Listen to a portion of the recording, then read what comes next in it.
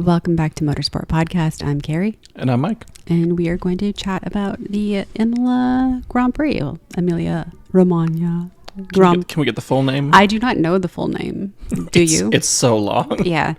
I feel like that's like such an Italian thing or like a Spanish thing where it's like, let's give this 15 names. Yeah, the Formula One AWS Gran Premio del Made in Italy d'Emilia Romagna. Yeah. Imola. So Imola 2025. Lots happened. Yeah, I mean, starting off with a brutal crash from Yuki. That was, I think, one of the worst crashes I've ever seen where somebody didn't die. Yeah, it was pretty rough. Yeah, like...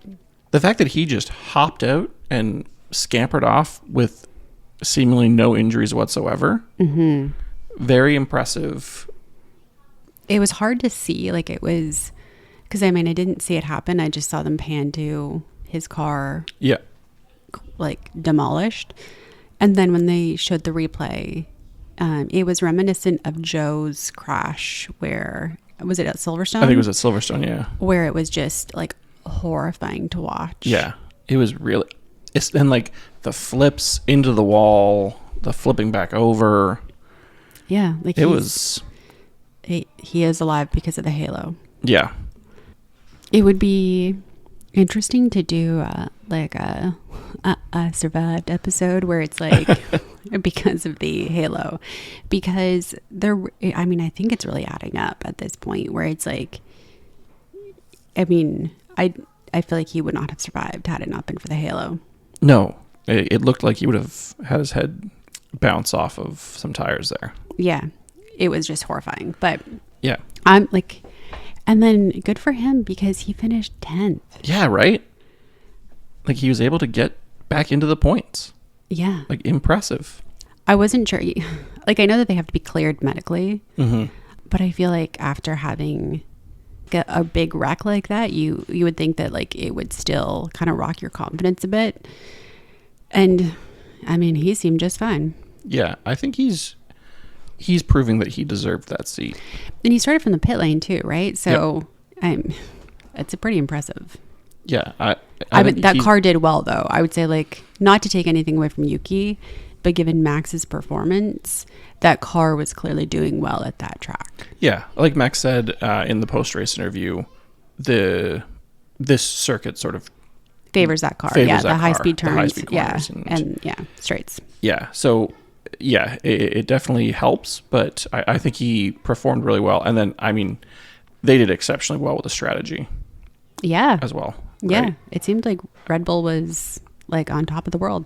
I'm interested to see if the Christian Horner rumors die down now, because they have been like running rampant through the media that he is like on his way out. Because I think they were even saying after this race. That's what I was reading was after this race he would be out.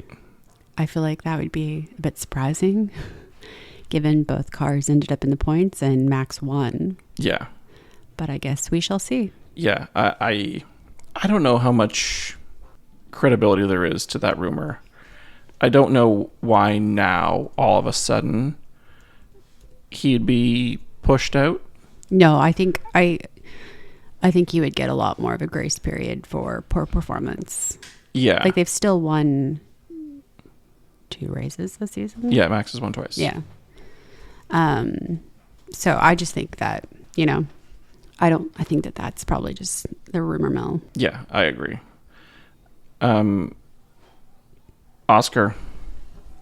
Oh, I felt bad for Oscar. Like I was just gutted because he qualified brilliantly. Mm-hmm.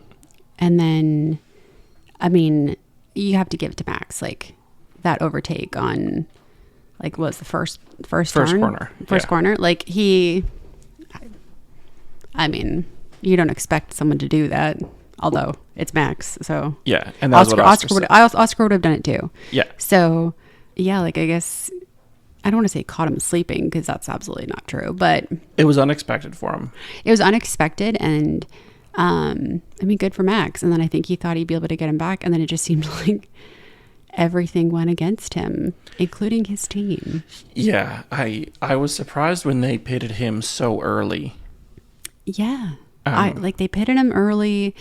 I just feel like it reminded me of earlier races where it was just like, are you favoring Lando again? Because it just seemed like that. Like, it seemed very not equal. Yeah, I was also surprised when they said that they didn't have another set of tires for him. For Oscar? For Oscar. That happened to Charles. Also Oscar. Oscar? Oh. Yeah. I missed that. Yeah, so that was why he didn't pit on the second safety car, is they said they didn't have a fresh set to give him. So there was no point because they couldn't give him any better tires. How did that happen with both teams? Right? I don't know. Like, it's not like you were like a 3-stop. Had he already pitted twice? Well, no, he didn't. Did he pit twice? Yeah, he did. So it would have been a 3 for him. Okay. Because he pitted so early. Okay. And then I think he pitted again at the safety car, like the first BSC. Mm-hmm. And then, it would have been his third. But yeah, they didn't have fresh tires for him. Yeah, I don't know. McLaren's strategy this weekend was... I don't think... It's never good. Yeah, I wasn't... And it showed. But one thing I did like about them, they weren't like, okay, Lando and Oscar swap positions. No. Not that we heard anyway. Yeah, they let them fight it out, which, I mean, it was... We did hear Lando commenting on Oscar's tires, and I was like, you shut your mouth. Yeah. Yeah, like I just felt bad for Oscar because I mean, I know that it's still good points, but I feel like he deserved a lot more. Yeah. I am reading some harsh criticisms of him, though.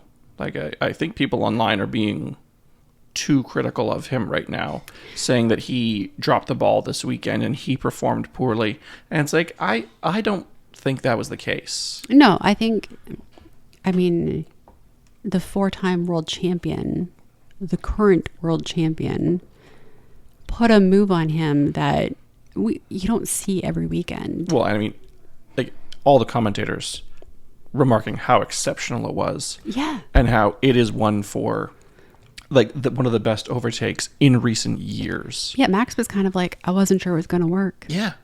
He's like, I had to send it, so I did. Yeah. So, because I think he knows that Oscar makes so few mistakes that it was like that was his best chance to get ahead of him. So I think that's not fair criticism of Oscar. Because I think he started well. Yeah. And then got unlucky with... Yeah, and that happens, right? Like, you get unlucky with safety cars and it doesn't work to your favor. But yeah, like, I think that's unfair criticism of him. And like, Lando was the benefactor of Oscar's poor luck, basically. Yeah. I mean, I think he was ready to finish second or third. Who? Lando. Oh, yeah. Right? Yeah. He had understood, okay, Oscar's on pole. I got a couple cars ahead of me. I'm not going to be able to catch Oscar, assuming he stays in the lead. I think he was like, if I get third, I'm happy. Yeah, he was pulling a George. Him getting second is... Yeah. Like, he's thrilled to get the points and narrow the gap a little bit. Yeah, absolutely. Yeah. So it'll be interesting to see how things play out at Monaco. But yeah, I think Max knows that he can get the better of Lando. Yeah. And I think he knows that it's not that way with Oscar, and he has to take advantage of those. Like he said, like that was something he had planned out. Like he was like that. He knew that was his best opportunity. Yeah. For an overtake. Yeah, because I think with clear air, Oscar probably would have built a gap like Max did, right? I think that the McLaren does really well with a little bit of clear air. It's easier for them to build a nice gap. For sure. Yeah. So, I mean, good for Max. Like, yeah. I'm shocked to hear you say that. Well, I don't like Max, but I recognize his talent. Yeah. So, like, although he's not my favorite driver or even close to it, he's not even top 10. No, you can see a nice move when he pulls one. Yeah, absolutely. Yeah. And not a dirty move, right? It was very clean. Yeah. Yes. So I think that, that was good racing. Like, It's what you want to see. And I think there was a lot of good racing this weekend. I think sometimes you don't get a lot of overtakes in Imola. And this was like overtake central. Like it was constant, I feel like, which was good though. Cause it was like, it made things exciting. Like Alex Albon taking the scenic route through the gravel trap.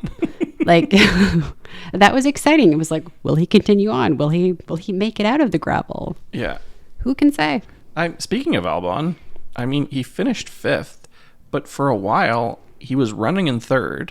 Yeah. There was potential that you would have had a Williams on the podium. Did you see in the post-race interview, Ruth Buscombe was saying that they're, like, I guess they have the same... Tools, whatever, like... Computers? Simulators? Simulators? I don't know. Sure. Something. To basically, like, data analytics. Analytics. Sure. We'll call it analytics. And they had him projected for a podium. For third. And, like, oh, his little heart just broke. Because like, you could see... Because... I think he realizes, like, he acknowledged too that he was a little too ambitious and he should have been more patient with trying to overtake Charles, and then he just like screwed that up. But I understand from him, like, it's like in hindsight, yeah, you can say that, but like, you're in a Williams top 3, like you're gonna do everything you can. Yeah. I think he would have been disappointed with himself if he didn't do that. Yeah, as you say, hindsight, sure, I should have waited for the move knowing that he put a foot wrong, but he saw a gap. And he absolutely, went for it, yeah. So you can't fault him for that. It's the right thing to do. Yeah. And I think, like, maybe he'll start to settle in because, like, the Williams has been performing so much better. Mm-hmm. And, like, even Carlos, it's interesting because I feel like Carlos is, like, having consistency problems, right? Like, he'll be really great, and then it's just, like, it just doesn't come together. But maybe Alex just needs to get used to being closer to the front again. Yeah, right? He's less of a back of the pack anymore now, and he's fighting for real 10. points. Yeah, yeah. But not even just a 9th, 10th. No. He's fighting for the meat of the points. Yeah, whereas like last year it used to be like, oh my, like I got a point. Thrilled for a single point. Yeah, and now it's like, no, like you probably should be getting points. Yep. It's just a matter of which points are you going to get. Right. So, I thought it was like a great race for them. Mm-hmm. Yeah, and Carlos finishing in 8th. It's in another week with Williams, double point scores. It's funny though, now that you're like, oh, 8th, they could have done better. Yeah. Like, did you think you were ever going to say that? No. Like, no, it's crazy. Because I was thinking like, oh, 8th, Carlos. Mm-hmm. That's a huge deal for that team. Yeah, it really is. 5th and 8th? Like you would have to go back to the Valtteri days. Yeah. Yeah, 2015 is the last time they were anywhere near this. Yeah, so like 10 years ago. That's a huge turnaround. So I'm excited to see what plays out for them the rest of the season. I don't feel like Monaco's going to be their place. No, I don't think so either. But you never know, right? I feel like there's just such small margins separating the entire field. I mean, with the exception of a couple. Sauber. A couple. Yeah, but like, I feel like really anyone could finish top place in qualifying. Yeah, I did see, speaking of Monaco next week, I did see Charles' post-race interview, and someone asked him, I think it was Lawrence Bretto asked him, does it give you confidence for Monaco? Like, how are you feeling about Monaco? Not good. And it was no hesitation whatsoever. He's like, nope, not good. Yeah, like, I'm a bit worried about Charles. Like, I feel like he's written off the entire season so quickly. Right. And, like, we've seen other teams be much worse off and turn it around in less time. So I just think, like, you gotta, like, relax, buddy. Yeah. Like, they're not all gonna come. But, like, Lewis and Charles both turned it around. Like, would they qualify, like, 11th and 12th? 11th and 12th, yeah. Yeah. So to finish 4th and 6th? Yeah. It's strong comeback. Yeah. Yeah. I mean, Lewis was thrilled. He said in his post-race that this is the first time he's felt like we're taking a step forward. Well, because had there been a few more laps, he could have caught Oscar. Like, he was closing that gap fast to Oscar. Not to say that he necessarily would have passed him. Yeah. But I think, like, how can you not feel like that's a positive to qualify 12th? Yeah, I wonder if it is really tough on Charles because he has been for so many years such a strong qualifier. Yeah, absolutely. That he's used to starting in the front and fighting from there, and now, I mean, he's had to work his way through the field. Yeah, he's working his way through, and he's not used to that. And I think he's struggling a little bit with that. Well, also, too, like, I think because the cars are so close in performance, sometimes you get stuck behind a car for a really long time in a race. Yeah. And that's got to be super frustrating for them. So Lewis was stuck behind Kimi Antonelli for ages. Yeah. Yeah. Before the safety car. Like, it was quite a while. Yeah. So I guess it's just different style, right? Like, I mean, you get used to one car, you get used to one style, and then you have to adjust completely. Mm-hmm. Georgie boy. I mean, didn't see much of George, to be honest with you. I don't. He was going backwards is the problem. The only thing I remember is I forget it was who overtook him, and he's like, "Oh, where'd that come from?" Yeah, it's like, did you fall asleep? Did you see that? Did you see there was like a clip, and I don't know if it was on Mercedes Instagram or something, and it was like Toto saying he's not going to be at this race, and he was like giving Kimi like a pep talk, and like, did you see George's face? He looked like he was going to cry. Yeah, and he's like, well, where's my words of wisdom? He's like, you're 27. Yeah, you've been doing this for a long time. You're the senior driver, buddy. Like, that's I know you're joking, but you're a little bit serious. He was totally serious. He looked like he was going to cry. So it was hard to be a Mercedes fan this weekend because I felt so bad for Kimi. Yeah. Like, that's got to be huge devastation for him. Like, he had brought his buddies from school on a field trip to come and see him. But what happened to his car? Like, it just kind of died. Yeah, I don't know. So, which is very rare for Mercedes to have reliability problems. They've been very reliable for years. Which is crazy because, like, if you think back, what race was it where George's car basically tried to, like, off itself? Oh, yeah. Which race was that? I don't remember. It was a couple races ago where he still managed to finish third. And, like, everything was shutting off. So interesting that they're having those problems because it's just not common for them. You're right. Yeah, I didn't think about that. Yeah. Yeah, I felt really bad for Kimi, though. Isaac Hajar. Hajar. I'm disappointed for him because he finished 9th and he was, like, so far up. I feel like he was like a victim of the safety cars like Oscar was. Like, I feel like his race got destroyed and because he was like up in 5th for ages. Quite a long time. Yeah. I think he was the most underrated, slept on rookie this year. I don't think anybody really thought much of him at the beginning of the season, and especially after Australia.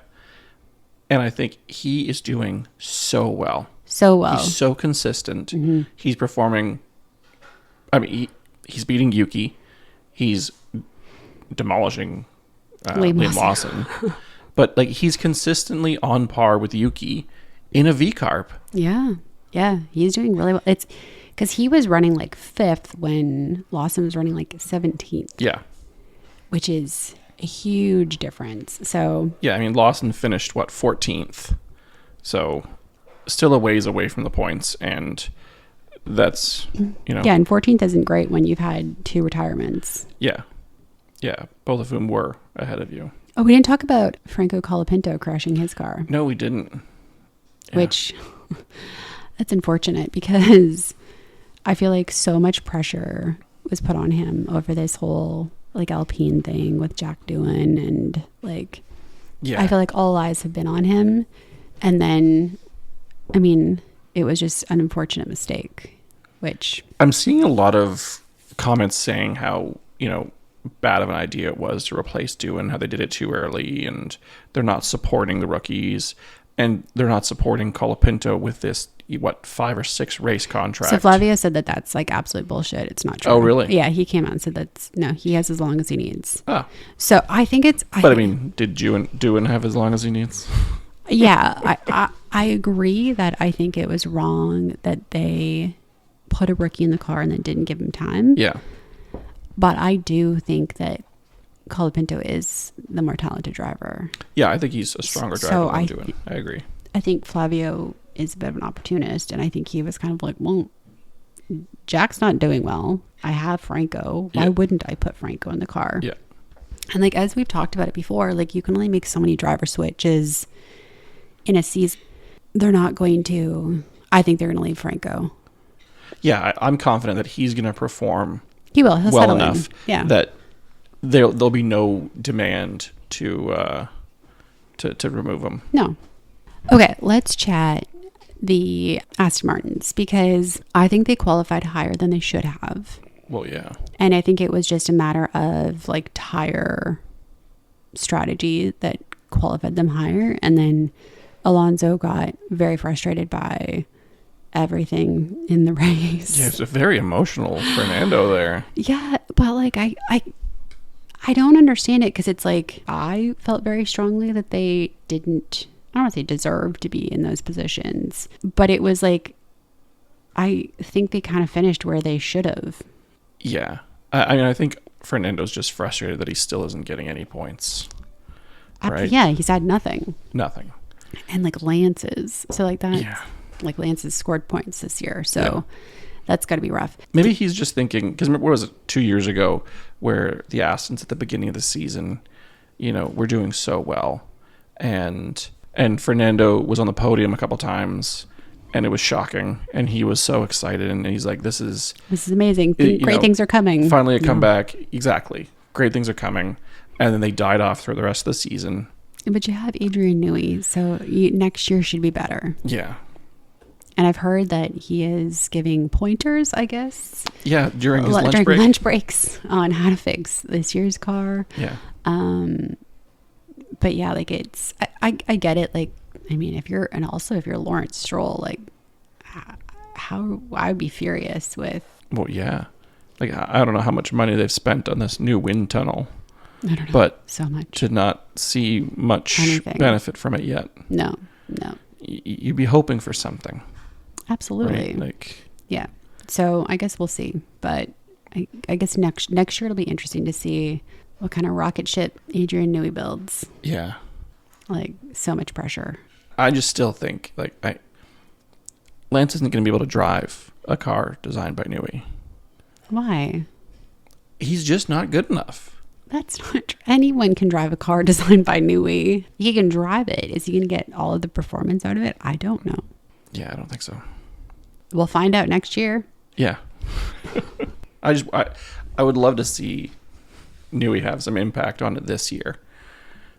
Yeah. And to see, again, I'm not excited to see where Lance would finish, but I'd love to see Fernando get some good results.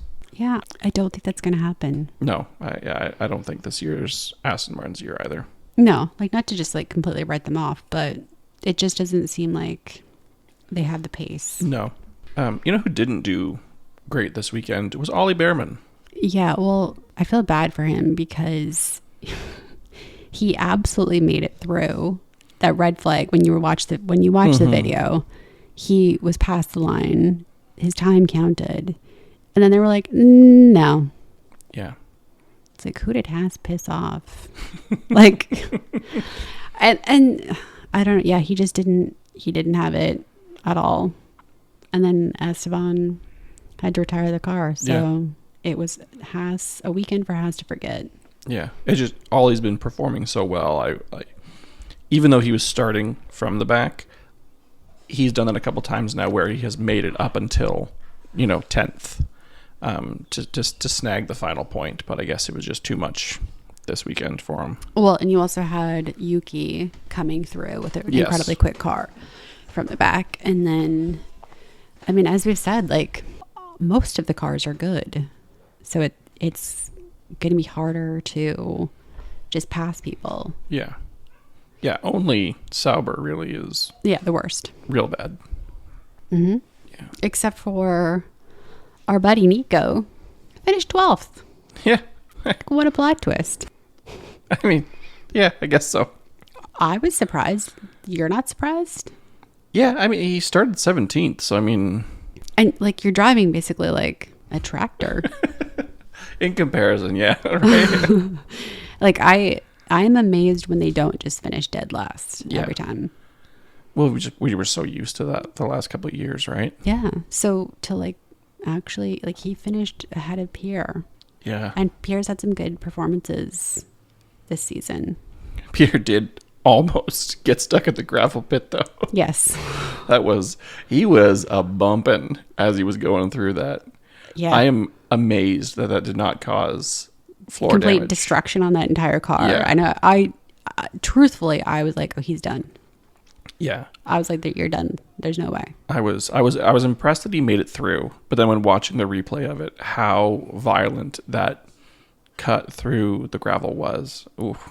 You know what it reminds me of every single time is when Checo got stuck in the gravel and he was like, I just need someone to give me a push. Someone needs to push the car. And they're like, that is against the rules. Every time I see someone, I'm like, I just hear Checo's voice in my head and I love it. Because it makes me laugh all over again. Yeah. It's like a Checo just holding out for hope. Oh. Nope. Mm-mm. Sorry, buddy. Yeah.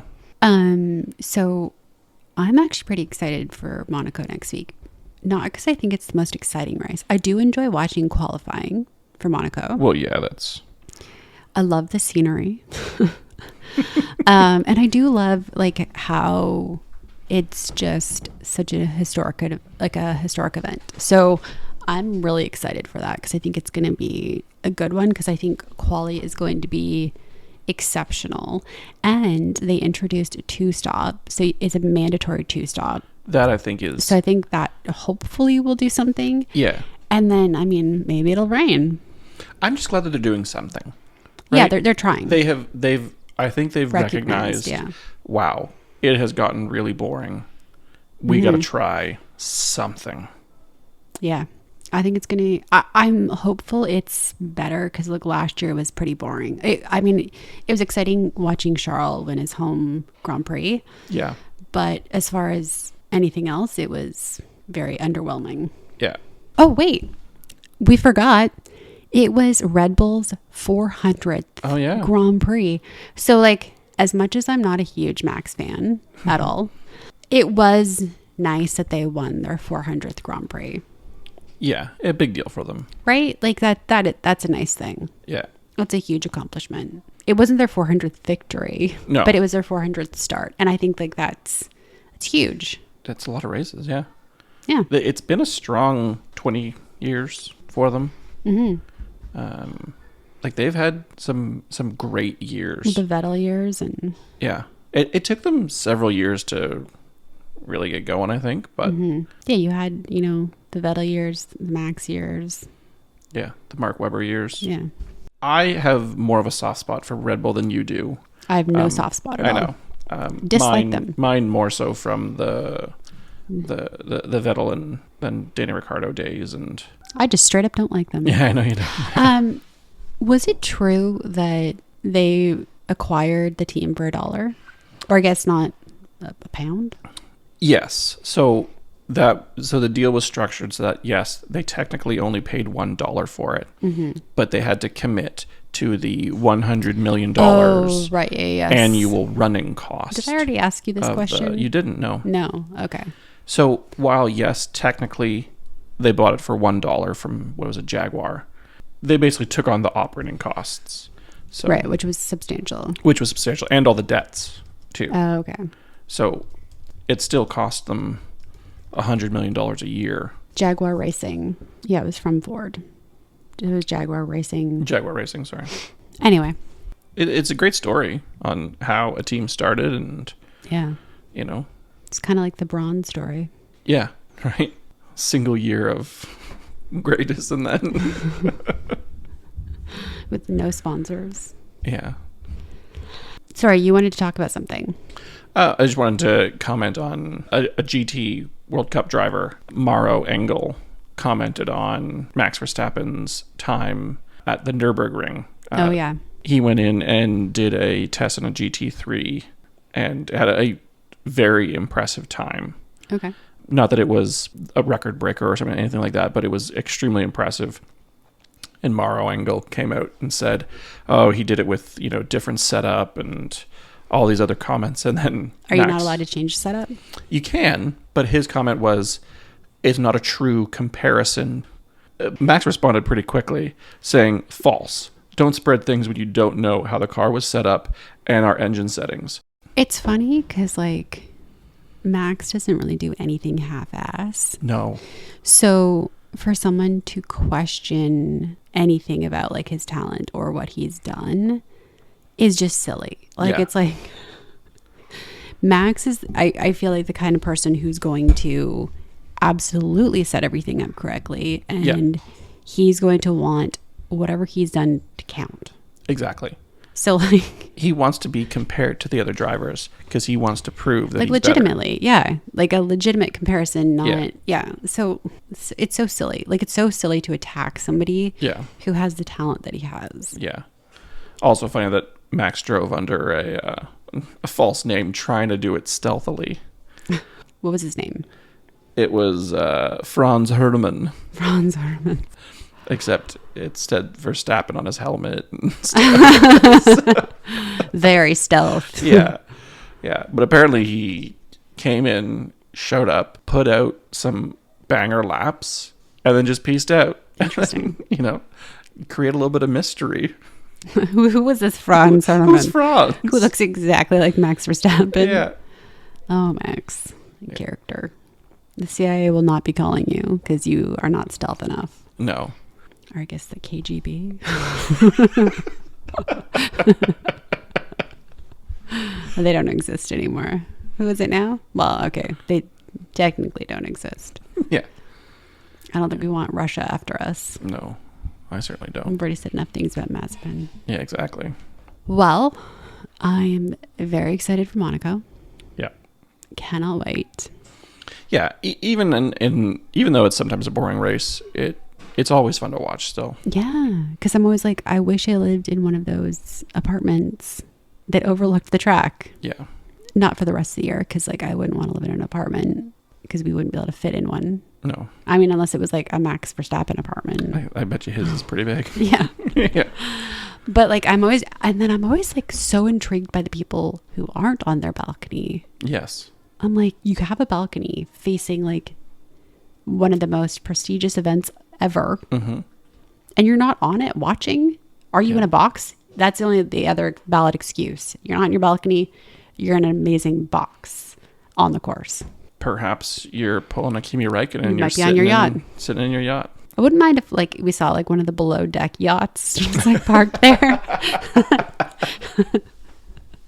Captain Sandy sitting right. there. She does hang out in the Med, so yeah. But I'm excited. All right. Well, we will be back next week to unpack the Monaco Grand Prix. Have a great week, and we will talk to you later. Motorsport Podcast is a Vorbeck Media production. Follow us on Instagram at Motorsport Pod. You can listen to the show on Apple Podcasts, Spotify, or our YouTube page, Motorsport Pod. Bye.